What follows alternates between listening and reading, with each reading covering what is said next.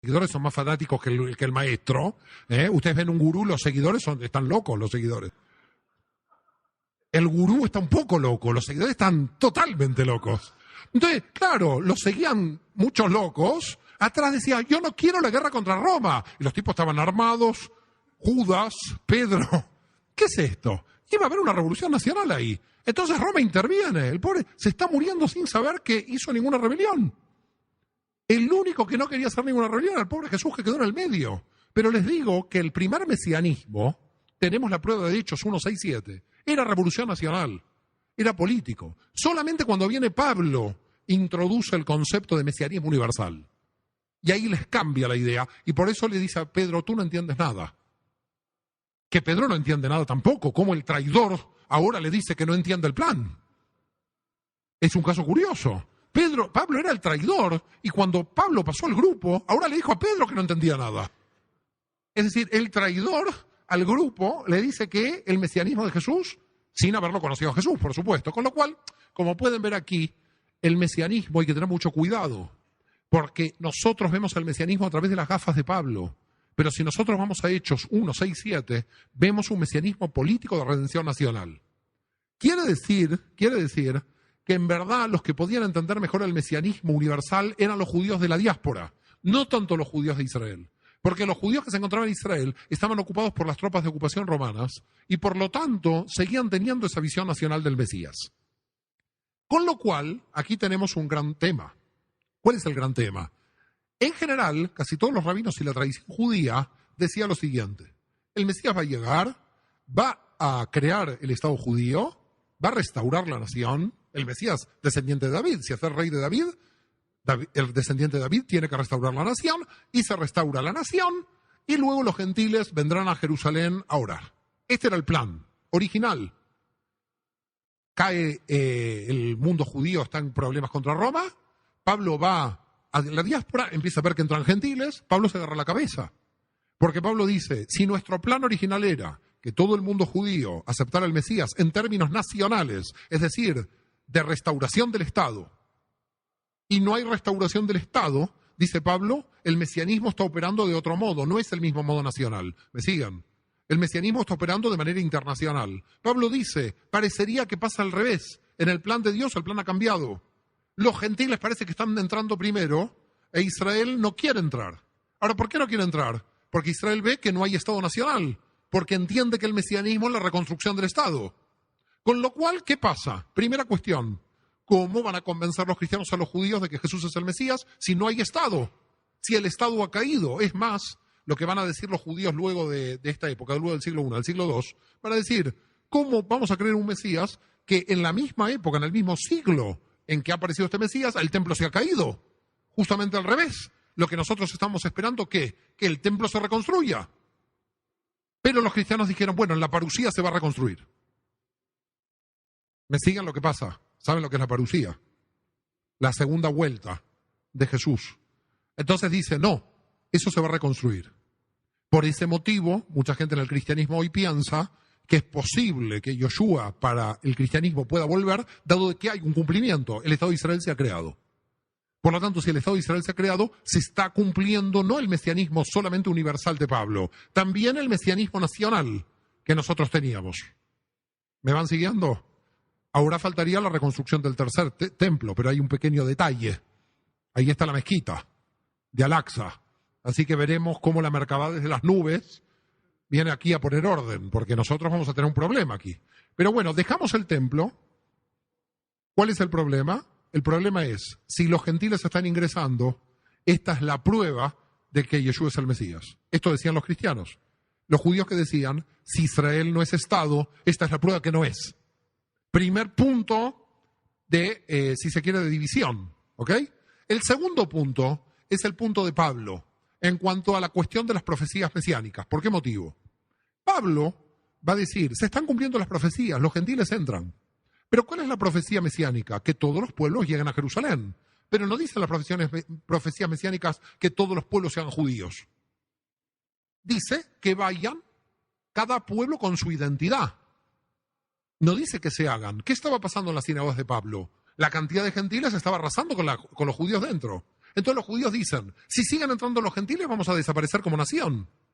No estaban los pueblos en su calidad de pueblos, en su identidad nacional viniendo a Jerusalén. Venían a Jerusalén, pero primero pasaban por las sinagogas. Entonces, acá aparecía un problema que es muy sutil, pero es que es importante a la hora de entender también por qué en el siglo II empezó a haber una población judía que se resistía a la idea de que Yoshua es el Mesías. Porque decían, si yo acepto que Yoshua es el Mesías, yo tengo que ir a una sinagoga mesiánica. Si voy a una sinagoga mesiánica donde hay gentiles, estos gentiles son no judíos. Mis hijos se casan con no judíos, el pueblo de Israel desaparece. Por lo tanto, en el siglo II dijeron, wow, aquí no estamos debatiendo el mesianismo de Yoshua. Aquí estamos debatiendo la supervivencia de la identidad nacional. Aquí puede desaparecer el pueblo de Israel. Puede desaparecer el pueblo de Israel por el éxito de la entrada de los gentiles. Es decir, es una cosa curiosa. El éxito de un grupo de judíos podía ser tan grande que arrastraba al judaísmo a su desaparición. No sé si lo están viendo. ¿Me siguen lo que estamos diciendo? Es decir, saben que también se puede morir de éxito. Si no, pregúntenle a Napoleón. El tipo fue con miles de soldados a Rusia y así volvió. Dijo, estoy en Moscú, conquisté Rusia y perdió todo el ejército. Por lo tanto, cuidado lo que estamos hablando aquí. ¿Hay resistencia judía no a la ética de Yoshua? Punto 1. ¿No hay resistencia judía a la posibilidad que Yoshua sea el Mesías? ¿Hay resistencia judía a que tanta cantidad de gentiles ingresando en las sinagogas, lo que podían llegar a hacer era disolver a los judíos que estaban dentro y hacer desaparecer al pueblo de Israel, que era lo que observaba la Torá? Y el pueblo de Israel dijo, la observancia de la Torá es eterna, yo no puedo desaparecer porque tengo un pacto eterno, y los gentiles que están entrando, está bien que entren, pero que no se mezclen conmigo, que vayan a Jerusalén a orar. A ver si queda claro el problema de la redención mesiánica universal. La redención mesiánica universal, desde el punto de vista de la teología judía, eran pueblos que no se mezclaran con el pueblo de Israel, porque Israel tenía que seguir manteniendo la Torá. Si Pablo en Romanos injerta a los gentiles, pensando que iba a injertar pocos y que se iban a judaizar, pasó al revés. Se injertaron tantos millones de gentiles que se desjudaizaron los judíos que estaban dentro. Y los judíos que estaban dentro dijeron, wow, esta masa de gente que está entrando va a hacer que desaparezca el pueblo de Israel, no vamos a poder creer que la Torá es eterna, no vamos a poder cumplir el pacto y nos vamos a disolver entre todas las naciones. Pablo seguramente dijo, ¿y qué me importa? Que se disuelvan entre todas las naciones y que haya un Israel gigante. Probablemente esa era la idea de Pablo, pero las fuerzas nacionales judías dijeron, no, si nos mezclamos con todos los pueblos puede desaparecer la observancia de la Torá. Por lo tanto, ¿qué hacemos? Si nos disolvemos con todos los pueblos, se cumplen las profecías mesiánicas. Pero dejamos de observar la Torá. Y si observamos la Torá, no se expande. Por lo tanto, ¿qué pasó? Se expandió solo. El cristianismo tuvo que cortar lanzas porque el judaísmo no pudo resolver esta contradicción interna entre las fuerzas nacionales de mantener la identidad y las fuerzas internacionales que querían la aceptación internacional de todos los pueblos. De todos los pueblos, no dentro de las sinagogas. De todos los pueblos creyendo el Dios de Israel directamente yendo a Jerusalén. ¿Me sigan? Ahí pueden llegar a entender qué pasó en el siglo II con la resistencia judía a la cuestión de Yoshua, porque tú lees el Nuevo Testamento de Yoshua y dices, pero estoy de acuerdo 100% con esto. Un judío, cualquier judío, lee el Nuevo Testamento y dice, esto es un libro judío, este es un Mesías judío, estos son apóstoles judíos y toda la ética judía. Y un cristiano del otro lado dice, pero qué curioso, un judío que ya sabe que tiene el Mesías judío, que tiene toda la Torá, que tiene, es muy raro que no reconozca, tendría que ser el primero. Pero ¿qué pasó? Lo hubiera reconocido tranquilamente si Pablo no hubiera dicho, no hay judío ni griego, hombre ni gentil, todos somos uno en Cristo. Claro. ¿Dónde está el problema? El problema es muy simple. Usted agarre un mexicano, un guatemalteco, un argentino, un brasileño y dice, todos uno en Cristo. ¡Epa! Yo quiero seguir siendo mexicano. Ah, no, para Pablo no, adentro. Nos vamos a mezclar todos. Yo creo que Pablo en algún punto no vio la cuestión nacional. No vio la cuestión de la identidad nacional. O Pablo no lo vio, o ya, como dijimos antes, había tantos gentiles en las sinagogas, como efecto natural de que el judaísmo se haya expandido antes de Pablo, que Pablo lo único que quiso hacer es resolver el problema. Tampoco echémosle todo el problema a Pablo. Pablo es al revés. Pablo, cuando admite a los gentiles, es para admitir a gentiles que están dentro de la sinagoga. Lo que no podía prever Pablo es la cantidad que iban a entrar. Es decir, veía una sinagoga de 100 personas, entraban 30, vengan, entraban 40, vengan. Pero el problema es que un siglo después de Pablo, en una sinagoga de 100 entraron 2000. El mensaje fue tan exitoso que se comía a las comunidades judías en la observancia de la ley. Y comunidades que observaban la Torá, comunidades observantes de la ley, un siglo después dejaban de observar porque se habían mezclado con gentiles. Por lo tanto, el judaísmo nunca rechazó ni la ética de Jesús, nunca rechazó las ideas de Pablo, lo que rechazó fue el miedo a desaparecer como nacionalidad y a desaparecer en su identidad. Quizás, vuelvo a insistir, Pablo tenía esta idea. Ahora vamos a los gentiles, porque nos hemos ocupado mucho de los judíos, ahora vamos a los gentiles. ¿Qué pasa en el lado gentil? ¿Ok? ¿Qué pasa en el gentil? Vimos en el siglo I la confusión creada. Sí, Shabbat no, Shabbat sí, comidas permitidas, comidas prohibidas. Los que comían de todo criticaban a los que dejaban, a los que no comían como judaizantes. Entonces es gracioso, porque en verdad el primer judaizante es Jesús. Porque era el que observaba toda la Torá. Por lo tanto, ¿cómo puedes acusar a alguien de judaizante si observa la Torá como Jesús? Eso es alucinante, la acusación. Por lo tanto, ¿qué pasa del lado gentil? Y qué pasaba, sobre todo de Roma, y sobre todo cómo esto nos lleva a fines del siglo II, principios del siglo III. Claro, el símbolo clave del movimiento era la cruz, pero sin Jesús dentro. En el siglo I, el símbolo del mundo, de este grupo era el pez, nada más. ¿Ok? Pescadores de hombres. Ese es el símbolo más antiguo del grupo judío mesiánico dentro del judaísmo. ¿Ok? El pez. Pero en el siglo II ya empezó a cambiar hacia la cruz. ¿Pero qué vemos a fines del siglo II, principio del siglo III? La imagen de Jesús en la cruz. ¿Qué empezó a pasar? Nueva crítica del judaísmo, este cristianismo que se estaba paganizando en cierto modo. Se había agregado una figura. ¿Qué dice el texto bíblico? ¿Se pueden hacer imágenes? Por lo tanto, los judíos decían, nos presenta un problema. ¿Cómo nosotros vamos a creer un Mesías que ahora lo están idolatrando porque están haciendo una imagen? Están violando un mandamiento cada vez que aparece la imagen de Jesús en una cruz. Por lo tanto, los judíos no entendían nada, porque lo que estaba sucediendo con este grupo es que había nacido judío, había rechazado a los judíos para ser independiente, pero ahora venía una tercera fase. Se estaban idolatrando, estaban paganizándose. Se estaban paganizando, es decir, este grupo no es que había dejado de ser judío. Vaya y pase, declaró la independencia, muy bien. Declararon la independencia los cristianos del mundo judío, bien, somos dos religiones. Pero ahora no. Ahora el cristianismo estaba tomando muchísima cantidad de tradiciones del paganismo. Es decir, lo que estaban viendo los judíos en el siglo III es que el cristianismo se estaba volviendo idólatra. Estaba admitiendo la figura de Dios dentro de la cruz. Y decían, no puede ser la figura si Dios no puede tener imágenes.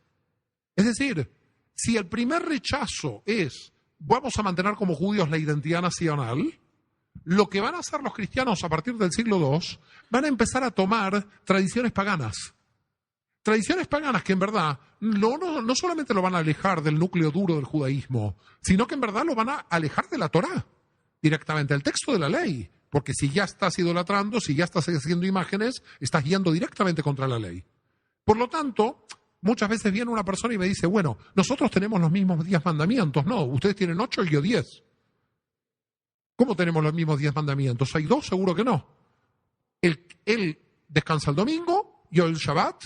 Ese es un mandamiento que el que descansa el domingo no lo tiene. Y luego la idolatría. Yo no hago idolatría, tú haces idolatría. Entonces viene una persona y dice, tenemos los mismos 10 mandamientos. No, tú tienes 8 y yo 10. No es Messi, no es 10-8.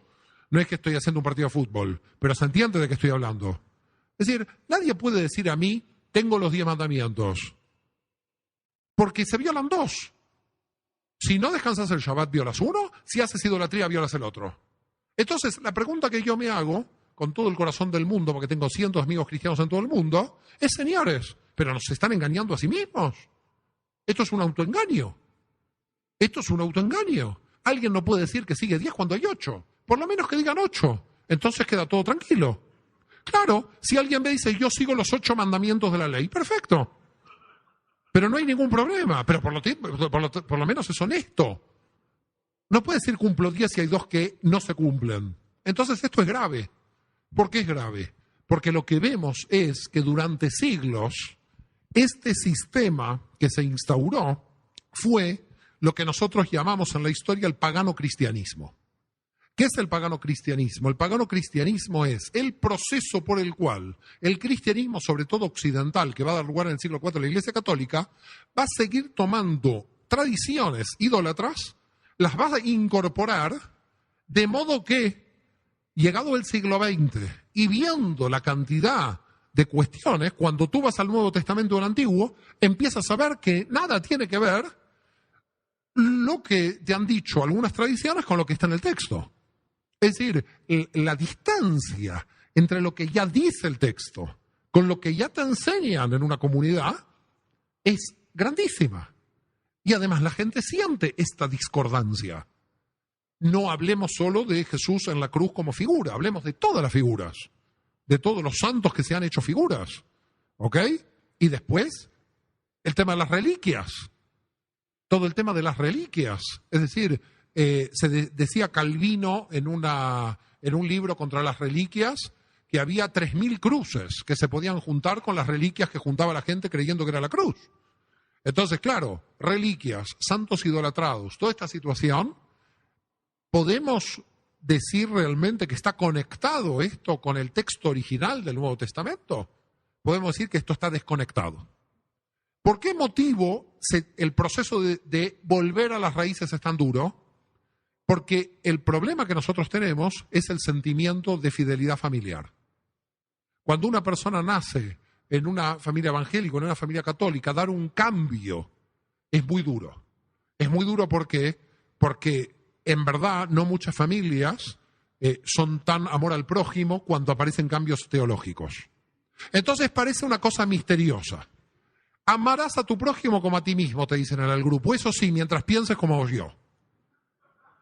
Porque el día que no pienses como yo, dejó de funcionar, amarás a tu prójimo como a ti mismo. Un caso curioso.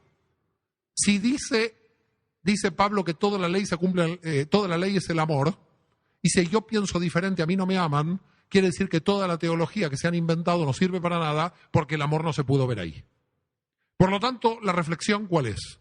Si la ley es el amor y todos pensamos diferente, ¿cuál es el problema de pensar diferente? ¿Cuál es el problema de que hay gente que pueda cambiar? Eso no es infidelidad familiar. Eso es una persona que quizás lo que quiere hacer es cumplir más el mandato divino, es estar más cerca del texto, y eso es una revolución de los valientes. De los que dicen, yo quiero volver al original texto de la Torá que cumplía Jesús, y eso es lo que tengo que hacer. Y si no hago eso, entonces estoy traicionando lo que siento. Me estoy traicionando a mí, estoy traicionando a Dios. Muchas gracias por todo. Bueno, ¿cómo están? ¡Qué paliza! Menos mal que mañana me voy de Cancún. ¿Hay guardia en el hotel o no? Bueno, esto me hace acordar cuando me invitaron a la Anáhuac, las autoridades de la universidad muy amables, y yo fui, y entonces me dijeron, ¿usted de dónde viene? Yo dije, yo soy legionario de Moisés. Y la gente un poco se asustó, ¿no? Claro, bueno, vamos a descubrir qué es la cebolla, Explico la cebolla. ¿Estás contento, El único contento es Yosef. Esto es idolatría, ¿por qué me das una cebolla? Bueno, el único contento es Yosef. Voy a explicar el tema de la cebolla y luego tenemos que seguir. ¿Saben que nos falta 1 hora o no? ¿O se quieren escapar todos de aquí? Bueno, voy a explicar por qué la cebolla. En verdad, el tema de la cebolla surgió en el desayuno hoy, lo expliqué, y quedó tan contento Yosef que dijo, te voy a traer una cebolla y miren. Es decir, a un cristiano le dices algo simbólico y el tipo te trae algo material.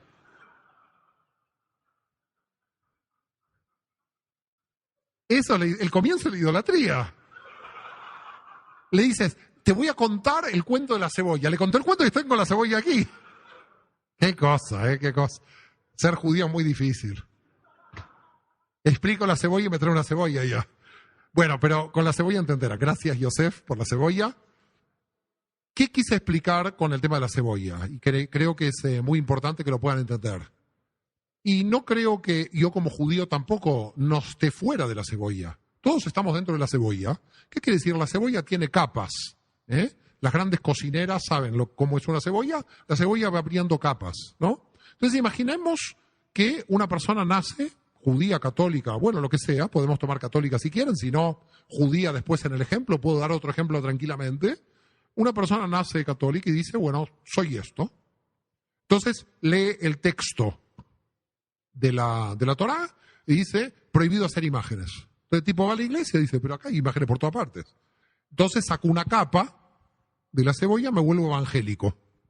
Evangelista, bueno, voy ahí, no hay imágenes. ¿Estamos de acuerdo? Entonces me saqué una capa.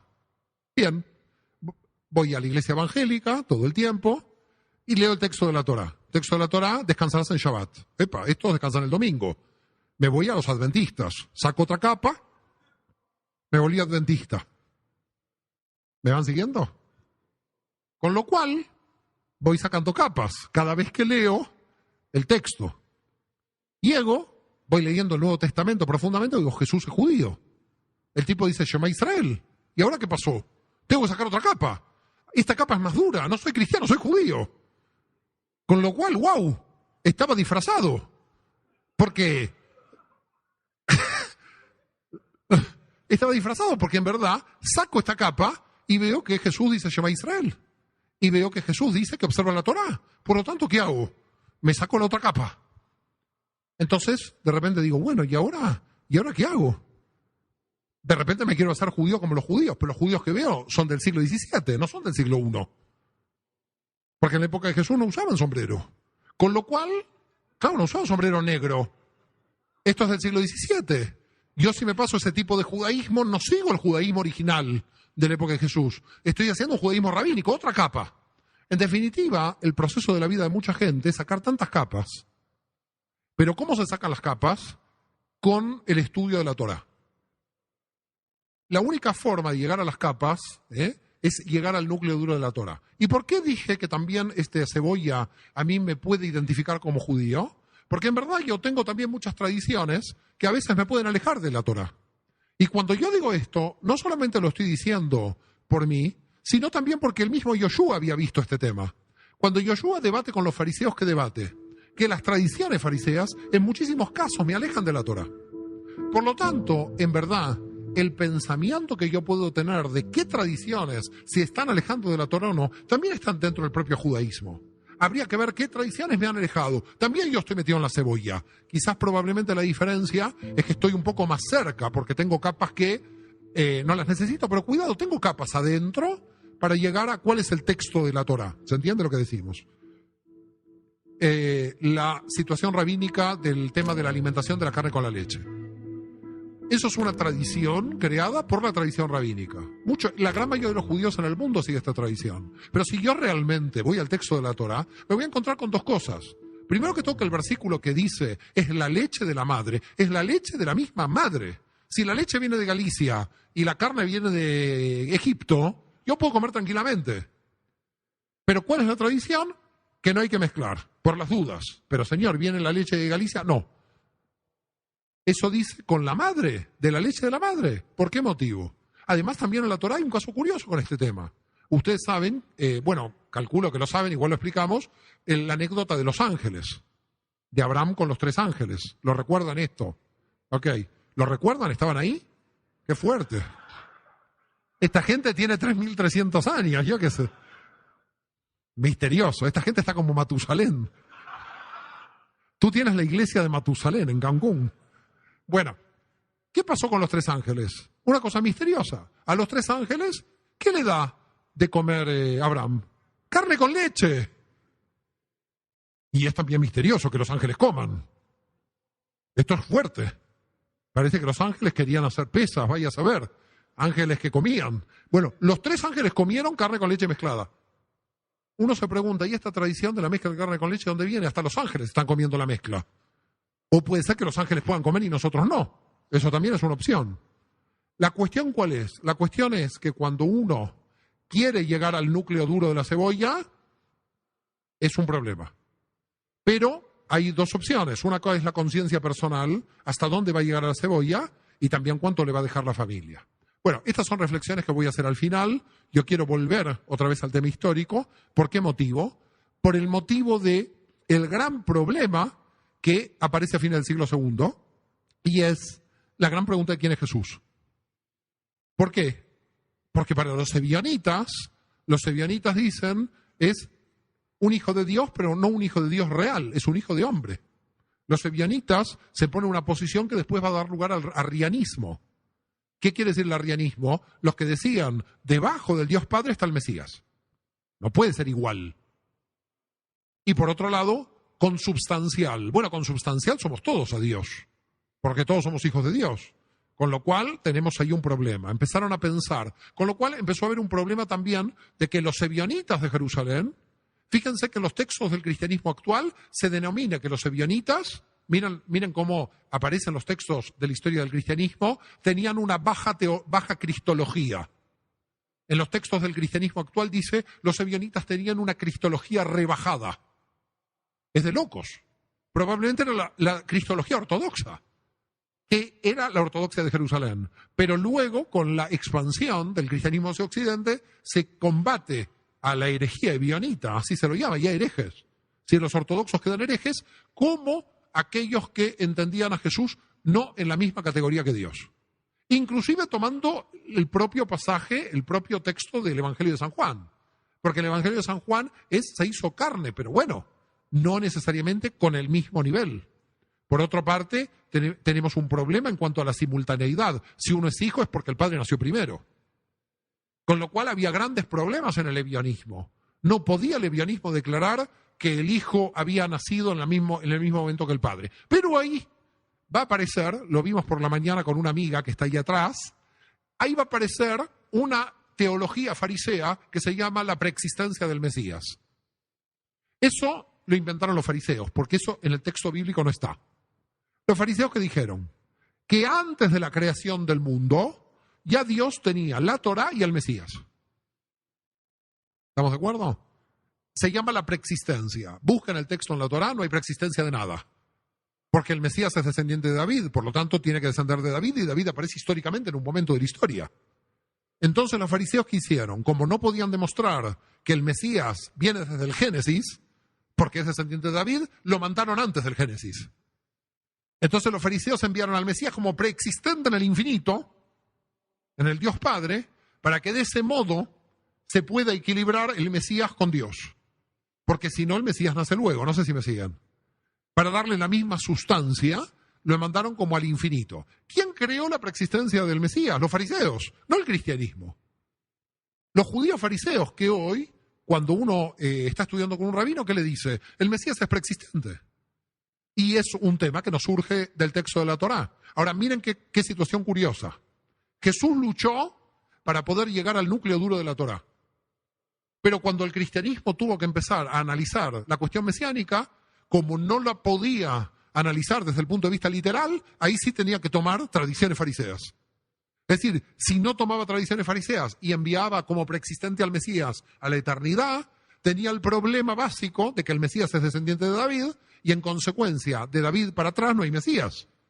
Entonces los judíos quiere decir que antes de David no creíamos en el Mesías. Y es así, no creíamos en el Mesías. Porque el tema mesiánico viene de David para adelante. No sé si me sigan el problema. Por lo tanto, aparece otro problema aquí en el siglo III. Si el Mesías, ¿qué naturaleza tiene? Porque si es descendiente de David es humano, pero si es preexistente al Padre es divino. Si es preexistente al Padre es divino, si no es humano. ¿Dónde lo ponemos? Los ebionitas dijeron totalmente humano. La posición es Jesús fue un ser humano, hijo de Dios, unigénito, lo máximo, pero no podemos ponerlo en la misma categoría que el Padre. Esto decían los ebionitas de la más antigua tradición. Luego empezaron a venir, y esto en el 250 ya, a mediados del siglo III, los movimientos que decían, no, Jesús está totalmente con el Padre, en una categoría mesiánica divina altísima, fuera del campo humano. Es decir, es Dios solamente en apariencia humana. Esto es la iglesia copta. La iglesia copta de Etiopía, de Sudán y de Egipto es Dios no fue humano, solamente fue características humanas. Claro, ebionitas por una parte, coptos por la otra, viene la Iglesia Católica y dice Jesús es Dios y hombre al mismo tiempo. Porque dice hombre, toma a los ebionitas, dice Dios, toma a los coptos. No sé si queda claro el problema. Pero entonces nos encontramos con un problema. Ahí ya no estamos discutiendo lo que se discutía en el siglo II, que era si Jesús era o no el Mesías. Aquí estamos discutiendo si Jesús es o no Dios. Y la discusión cambia. Y es ahí ya lo que podríamos llamar el corte definitivo. ¿Por qué el corte definitivo? Supongamos que hoy una persona judía dice Jesús es el Mesías. No pasa nada, sigue siendo judía. Pero si dice Jesús es Dios, estamos hablando de otra historia. Porque estamos hablando de que está habiendo encarnación, de que Dios se hizo carne. Ahí entramos ante un problema, ya no es el problema mesiánico. Con lo cual la división en el siglo III se acelera, porque ahora ya no hay discusión. En el siglo II, un judío que estaba por ahí, por el Imperio Romano, decía, yo creo que Jesús no es el Mesías, bien. Otro decía, creo que Jesús es bien. No pasaba nada, seguía siendo judío, hijo de madre judía. Pero la base de la Torá para el mundo judío es la no idolatría. Si estamos diciendo que un hombre es Dios, para la teología judía podía configurar idolatría. Por lo tanto, la división ya se puso más dura, se puso más profunda. Ya no estaban discutiendo entre las dos religiones Jesús es o no es Mesías. Lo que se estaba discutiendo ahora era si Jesús es o no Dios. Lo cual elevaba todavía la diferencia entre las dos comunidades. No sé si me van siguiendo. Porque la teología judía clásica, en concordancia con la teología de los ebionitas, era que el Mesías tiene que ser hombre y que tiene que morir como hombre.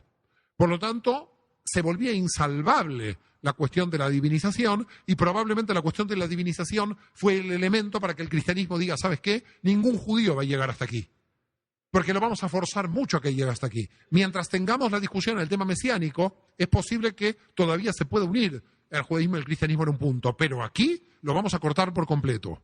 Por lo tanto, en realidad, la divinización de Jesús, de ese humano excepcional, que es la baja cristología de la que hacíamos referencia de los ebionitas, se transforma en una divinización no cuasi total, sino total en el caso de la iglesia copta, que son monofisitas, en el caso de la iglesia copta que dice solo es Dios y Jesús es una imagen, donde el judío ahí ya no puede dialogar si Jesús es o no el Mesías, porque la cosa se vuelve insalvable para una persona judía para llegar al tema de la divinización del Mesías.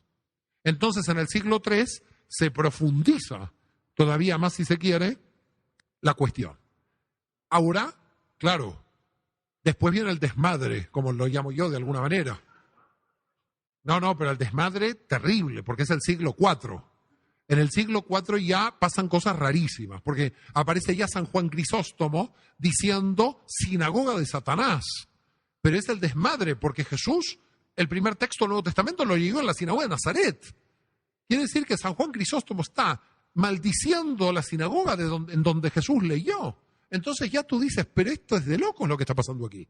Es decir, ya los padres de la iglesia del siglo IV y luego del V, ya no solamente, ya son antijudíos militantes, y en su antijudaísmo militante, en verdad, están yendo contra el propio Jesús. Por eso Jacques Maritain, el gran filósofo francés, va a decir, cuando hay un cristiano antijudío, ese cristiano es anticristiano. No puede existir un cristiano antijudío, porque un cristiano antijudío es irse contra la sangre del Mesías para el cristiano. Un cristiano antijudío es ir contra el pueblo que le dio al Mesías. Por lo tanto, no puede existir un cristiano antijudío. Si existe un cristiano antijudío, ese cristiano es anticristiano. Ese cristiano deja de ser cristiano, por definición. Con lo cual nos encontramos en el siglo IV de un antijudaísmo cristiano. Es decir, atacar la circuncisión, que misteriosamente, y mucha gente no lo sabe, es el año nuevo de que festejan todos vosotros. ¿Sabían esto o no? ¿Qué es el año nuevo? 8 días después de Navidad, la circuncisión de Jesús. Señores, el año nuevo cristiano es el rito de la circuncisión que el propio cristiano abandonó.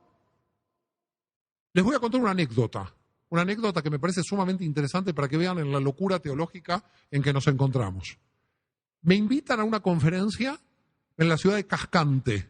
No tienen por qué conocerla, la pueden poner en internet. Está al sur de Navarra. Es casi la frontera con Aragón, el interior de España. Y ahí va un judío.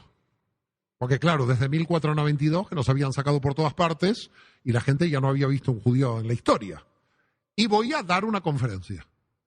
La conferencia me la va a presentar el clérigo local, lo cual está muy bien, me encanta. El cura local me va a presentar la conferencia, y muy majo. El clérigo local no era Joseph Sánchez, que este es, tenemos Dios Padre, el Mesías, Joseph Sánchez.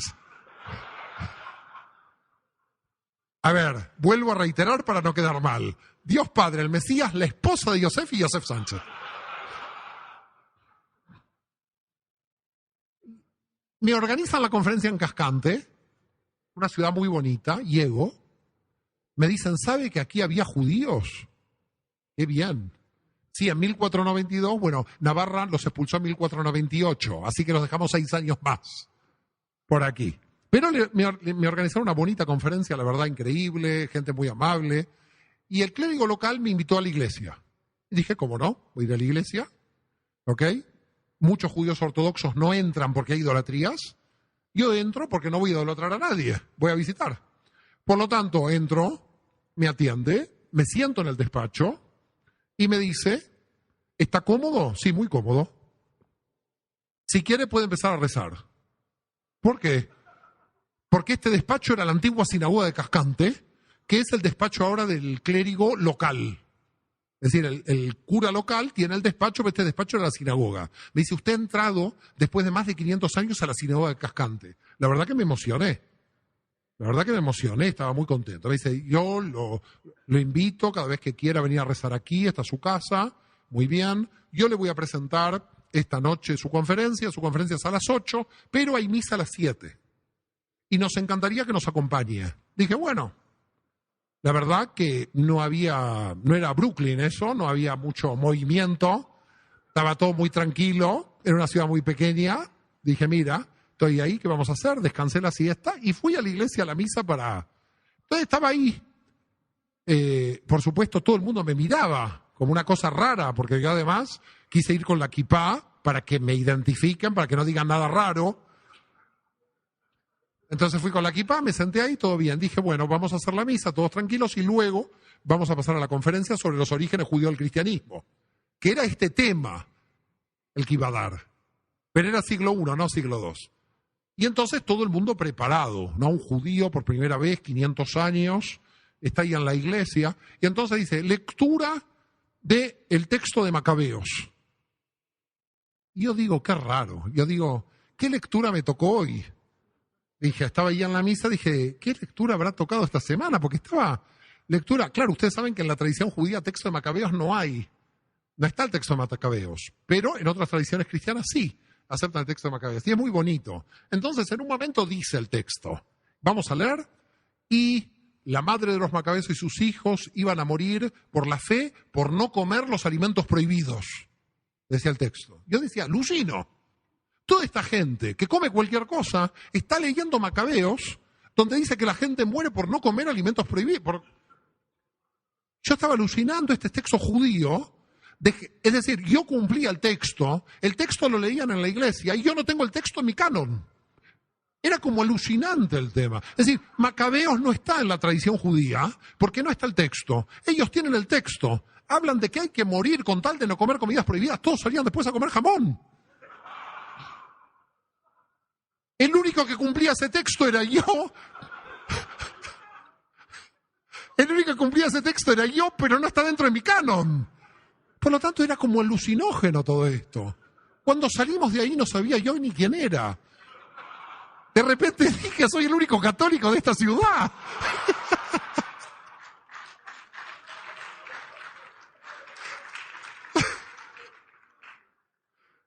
Entonces vino la conferencia. Vine a la conferencia y dije, ¿qué digo? Si esta gente lo lee y no lo escucha. Claro, esta gente lo lee. Es decir, esta gente ha leído Macabeos. La gente moría en el antiguo Israel en época de los Macabeos por no comer y esta gente come. Pero lo está leyendo, ¿qué leen?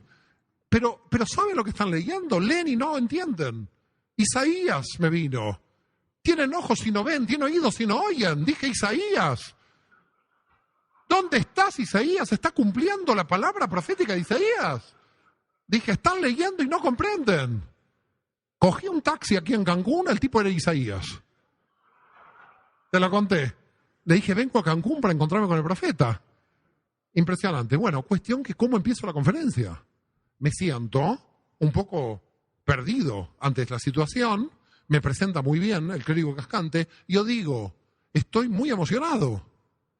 Se ha leído en la iglesia un texto judío por el cual hay gente que dio la vida por obedecer la Torá. La gente ahí entendió lo que había leído. Lo entendió cuando yo empecé, porque yo dije, esto no me la pierdo. Me la dieron en bandeja.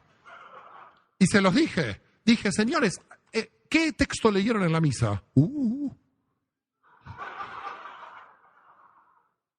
Cogí el texto de la misa para empezar la conferencia. El clérigo que estaba al lado estaba alucinando, porque tampoco se había dado cuenta. Yo no le dije nada, claro, me la reservé.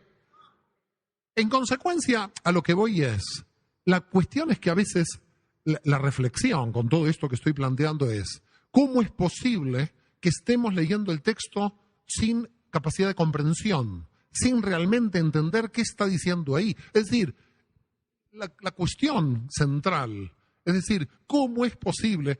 Claro, vamos a tocar la Trinidad, yo puedo decir, bueno, Shema Israel, ¿no? Y va a decir, Jesús dice, Marcos 12, 28, Shema Israel. Sí, pero alguien va a decir, bueno, creemos en la Trinidad porque al final de Mateo vayan a todos los pueblos a bautizar en el nombre del Padre, del Hijo y del Espíritu Santo. Shlomo Pines, un investigador israelí, demostró que esos dos versículos últimos son un agregado del Concilio de Nicea. Por lo tanto, claro, cuando viene el tema de la Trinidad, tenemos ahí un problema, porque ya está canonizado. Entonces, ¿qué hacemos? ¿Metemos la crítica histórica o decimos que es válido? Ahora, ¿alguien se puede imaginar que Jesús ya sabía la Trinidad? La cuestión es, entramos en el siglo III y entramos con un filósofo, con este filósofo ir terminando 15 minutos y si quieren preguntas, que se llama Tertuliano. ¿Quién fue Tertuliano? Tertuliano escribió entre el año 190 y el 200, quiere decir en la misma época que Víctor estaba sacando a los cristianos que celebraban el 14 de Nisan, la Pascua hebrea, la fecha de la Pascua hebrea. Y entonces, ¿qué dice Tertuliano? Tertuliano es el primero que en un texto, él habla de Trinitas. La palabra para Trinidad aparece en un texto de Tertuliano, de fines del siglo II, principio del siglo III. Claro, cuando se habló de la Trinidad en Pablo, cuando se habló de la Trinidad, en ninguna parte aparece, es un misterio que Jesús diga en el nombre del Padre y del Espíritu Santo y después nadie repita esto hasta Tertuliano. Es realmente misterioso. 200 años donde nadie habla de la Trinidad. Por lo tanto, es posible que Shlomo Pines, el investigador israelí que descubre este códex en Estambul, tenga razón cuando dice hay un códex antiguo que no aparece en los dos versículos últimos que se les atribuyen a Jesús e ir a todos los pueblos. Claro, aquí encontramos un debate, si se quiere, y es si al final iba a todos los pueblos o no iba. En la teología cristiana aparece el plan A y el plan B. Parece que en el plan A, en la primera fase, Jesús dice, no vayas a las ovejas, sino solo a las perdidas de la casa de Israel. Así que aparentemente al principio estaba totalmente... Ahora, la propia persona que está diciendo al final del texto del Evangelio, vayan a todos los pueblos y bautizad, ¿no? Esa misma persona que aparece así en el texto tiene una gran contradicción con lo que nosotros estudiamos en el Nuevo Testamento. Porque en el Nuevo Testamento hay dos ciudades en el medio de Galilea, a pocos kilómetros de donde estaba Jesús en Cafarnaúm haciendo la prédica. Una es Tiberíades. ¿Ustedes vieron en el Nuevo Testamento que Jesús entra en Tiberíades? Yo no, nunca lo leí. Jesús jamás entró en Tiberíades. Y luego Seforis. No sé si han estado en Israel, pero Seforis era una ciudad griega. Es más, capital de la jurisdicción romana. Como Seforis era griega absolutamente pagana y Tiberíades en aquella época era griega absolutamente pagana, Jesús no entra ni a Seforis ni a Tiberíades. Ahora que alguien me explique el último versículo, ir a todos los pueblos a bautizar, cuando él se negó a entrar a Seforis y Tiberíades. Es decir, en la vida histórica de Jesús, él se niega a entrar en sitios de idolatría, en ciudades donde están mayoritariamente los paganos. Y en cierto modo, si vamos a Pablo, también nos encontramos con algo parecido. ¿Por qué? Porque Pablo va a las sinagogas. Es decir, Pablo también va a las sinagogas. Con lo cual, ¿qué tenemos aquí? tenemos que, en el proceso de internacionalizar la figura de Jesús en el siglo II en adelante, se le intentó dejar los elementos que correspondían a un Jesús nacional y a un Jesús que observaba la Torá. En definitiva, en verdad se cambió el eje de la cuestión. Si en el siglo I y en el siglo II era cuánto se observa de la Torá, gentiles y judíos, este era el debate, en el siglo III es cuál es la fe en el Mesías como mediador con la divinidad. Y a la cuestión de la Torá, en cuanto a la observancia, ya quedaba perimida, ya se había terminado. Por lo tanto, se identificó la Torá con el judaísmo, cuando la Torá no se tiene que identificar solo con el judaísmo. La Torá y su observancia se tiene que identificar con el nacimiento de los judíos que creen el cristianismo. Pero a partir del siglo II, lo que se hizo fue tomar como estrategia que el judaísmo era legalista. No sé si han escuchado esta frase. Que el judaísmo era legalista. Y en consecuencia vino todavía lo peor. Quedó la cuestión de la crítica a los judíos del siglo I y se la trasladó a través del tiempo. Con lo cual, muchas cuestiones que son enseñanzas de Jesús, luego en la tradición oral judía, lo que se hizo es aceptar muchas de las cuestiones que Jesús criticó en el texto del Nuevo Testamento. Es decir, ¿qué tenemos luego? El judaísmo evolucionó en la parte oral y en la parte oral conectó ese judaísmo oral con enseñanzas de Jesús que están dentro de interpretación de Jesús.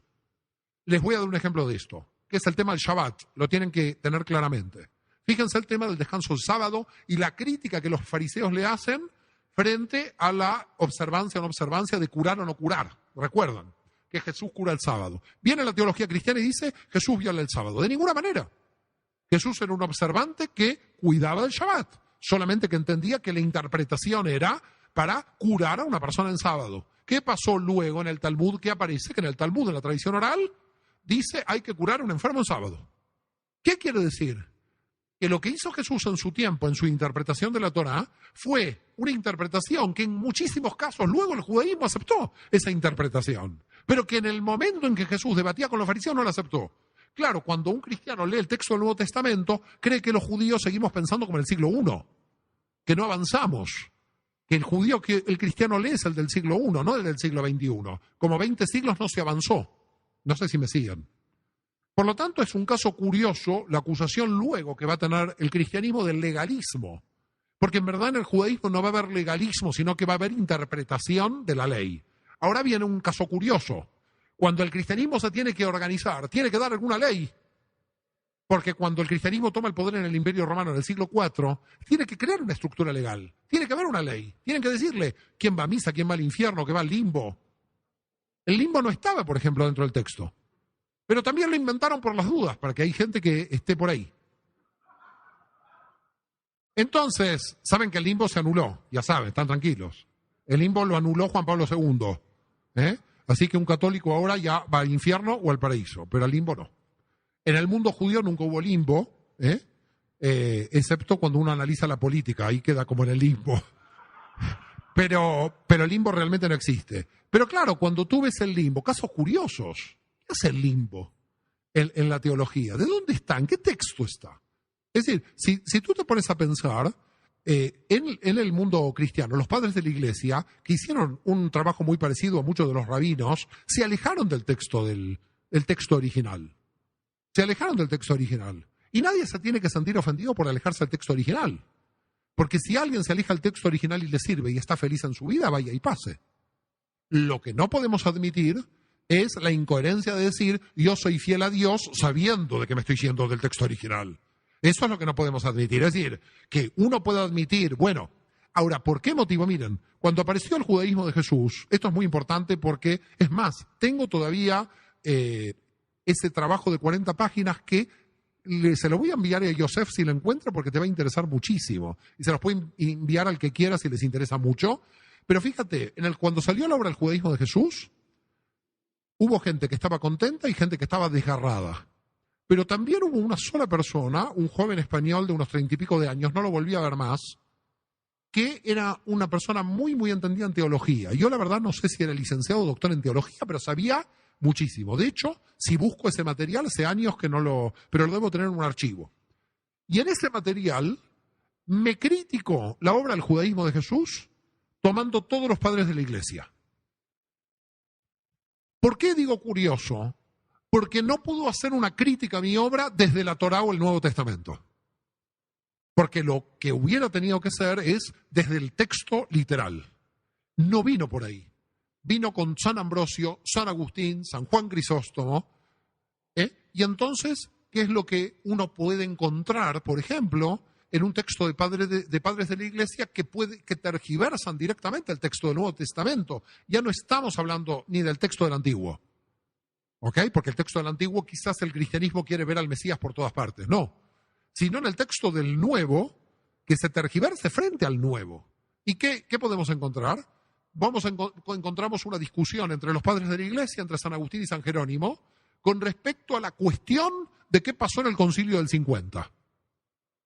¿Por qué motivo? Por el motivo de que el Concilio del 50, ustedes saben que está totalmente relacionada con un problema en Gálatas, que es cuando Pablo le dice a Pedro, tú, que cuando están los judíos te juntas a comer con los judíos y que cuando están los gentiles, ¿recuerdan esa parte o no? El problema de los alimentos. Y que le dice, tú, siendo judío, estás con los gentiles. Bueno, le recrimina que si es papa, este hombre, pobre hombre, porque la recrimina de manera violenta Pablo ahí en Gálatas. Y la recrimina como la hipocresía de Pedro, de que cuando estaban los gentiles y estaban los judíos, él se iba con los judíos a comer para mostrar que él no comía, que comían mesas separadas. Y viene Pablo y dice, ahora comemos todos juntos, viene el reino. ¿Ok? Bueno, cuestión esa es muy interesante, la cuestión de que en el mundo judío de aquella época los judíos no se querían sentar a comer con otros que eran gentiles porque podían comer alimentos prohibidos. Claro, yo estoy comiendo arroz y el otro está comiendo un jamón de jabugo del otro lado y yo estoy así desesperado. Entonces los judíos dividían las mesas. Queda claro, dividían las mesas. Vamos para ahí porque nos vamos a tentar. Y que los gentiles vayan para el otro lado. Esa era la división de las mesas. Caso curioso que la Iglesia Católica, en el Concilio de Elvira del año 314, va a decir que los cristianos no pueden comer con los judíos. Entonces ahora cuando me invitan a una comida en España, dice, a ver, digo yo, ¿hay cristianos aquí? Sí, están violando el Concilio de Elvira del 314. Y todos mis amigos dicen, ¿qué? Sí, todos vosotros son herejes porque están comiendo con un judío. Porque la Iglesia cristiana luego hizo lo mismo. Pero vamos al caso de lo que es la patrística. Es decir, ¿qué pasó con los padres de la Iglesia en el análisis del Nuevo Testamento? San Agustín frente a San Jerónimo. Análisis del Concilio del 50. ¿Estamos de acuerdo?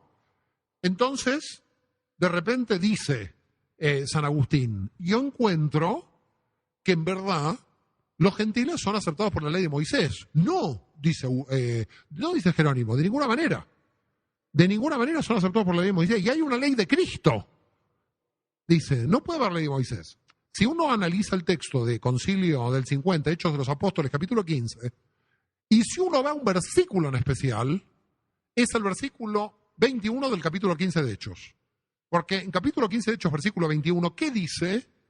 Que la ley que le van a dar a los gentiles va a ser por observancia de la ley de Moisés. ¿Y qué va a crear? ¿Qué van a crear los padres de la Iglesia en el siglo IV? Que hay una ley de Cristo que es diferente a la ley de Moisés. Y que la ley de Cristo y la ley de Moisés son contrapuestas. Señores, eso no es catolicismo, es Marción.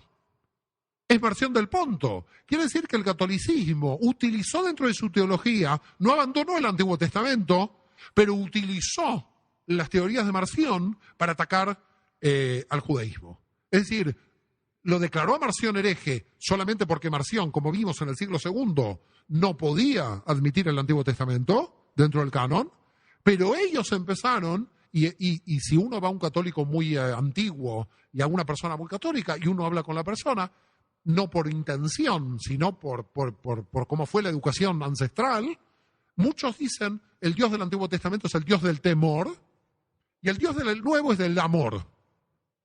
Es decir, el del Antiguo no te ama y te ama el del Nuevo, con lo cual es una cosa misteriosa. Quiere decir que el del Antiguo no amaba ni a Jesús, ni a José, ni a María, ni a todos los que están en el Antiguo. Una cosa misteriosa. Partieron a Dios por la mitad y quiere decir que el Dios del Antiguo, si no ama como el Dios del Nuevo, quiere decir que todos los familiares de Jesús para atrás estaban todos odiados porque no los amaba nadie. Que es el gran tema que también aparece en la teología cristiana. Cómo se salvaron los patriarcas y todos los que no habían conocido a Jesús en el Antiguo Testamento. Esta es una cosa curiosa, porque no teníamos al Mesías y parece que alguien se salvaba.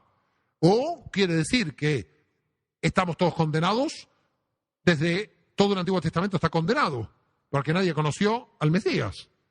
No sé si ven todos los problemas que hay aquí. Pero los padres de la Iglesia básicamente se concentraron en un punto. ¿Cuál es un punto? Antijudaísmo militante, en el sentido de que San Juan Crisóstomo dijo en esta, y es el final de mi libro de la tesis doctoral, que no sé si Joseph habrá tratado de terminar, dijo, ¿y saben por qué motivo no van a tener el Estado, dice San Juan Crisóstomo? Porque no han reconocido a Jesús como el Mesías. Ahora vino en 1948 la creación del Estado de Israel.